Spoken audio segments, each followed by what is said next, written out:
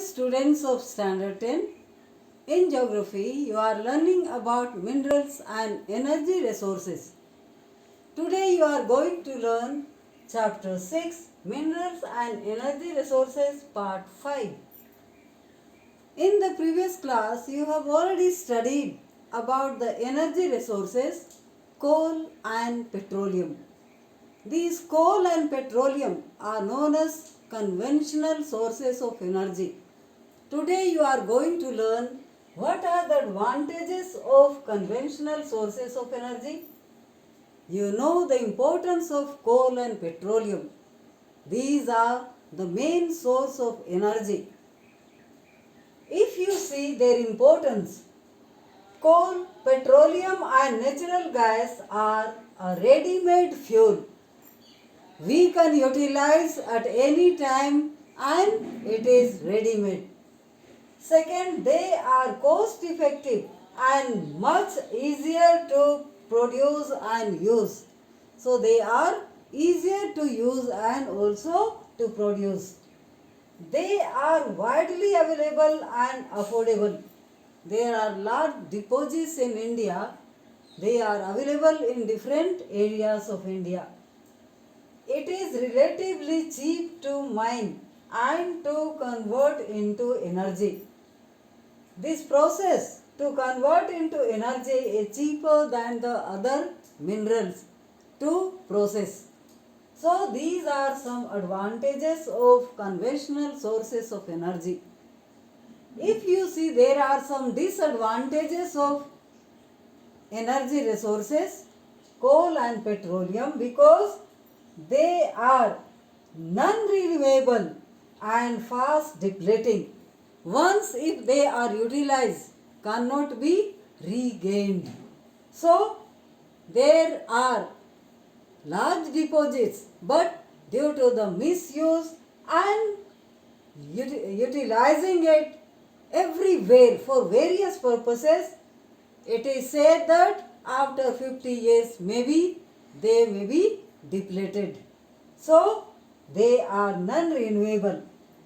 Second, combustion of fossil fuels generates sulfuric and nitric acids which fall to earth as acid rain. So acid rain is also very destructive for the limestone area and also the monuments which are made of marbles. Burning coal also generates large amount of bottom ash and fly ash. Where there is fly ash in the areas where there is coal is burning or utilized in the industries, this fly ash, when it is deposited in the cultivable areas, that changes the areas into infertile soil. The burning of fossil fuels continues to rise the level of carbon dioxide in the atmosphere, which is the major cause of global warming. Day by day, there is burning of coal for various purposes in thermal power plants, in industries. So they are releasing too much carbon dioxide, and that is increasing the global temperature and leading to the global warming. Offshore oil drilling poses a hazard to aquatic organisms. Sometimes during the process of drilling, when there is leakage of petroleum in the sea floor or in the oceanic water or sea water, that is hazardous to the aquatic life and they may kill all lots of aquatic life and organisms in the sea water. So these are some of the disadvantages of conventional sources of energy. If you look at the map, there are many important oil refineries found in India. Some are belong to the public sector, some are in private sector and joint sector.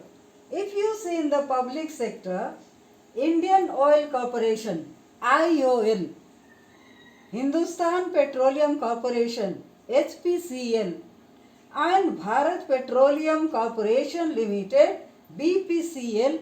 These are important oil refineries in the public sector. In private sector, Reliance Petroleum Limited is the main refinery.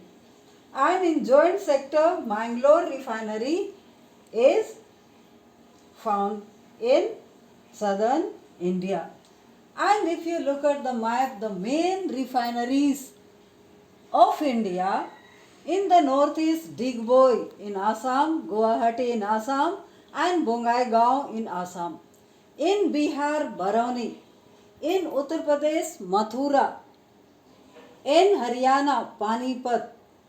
In peninsular India, Mumbai in Maharashtra, Chennai in Tamil Nadu, and Kochi in Kerala. So these are the important oil refineries of India. So do remember the advantages and disadvantages of energy resources. They are conventional sources of energy and oil refineries in India. Thank you.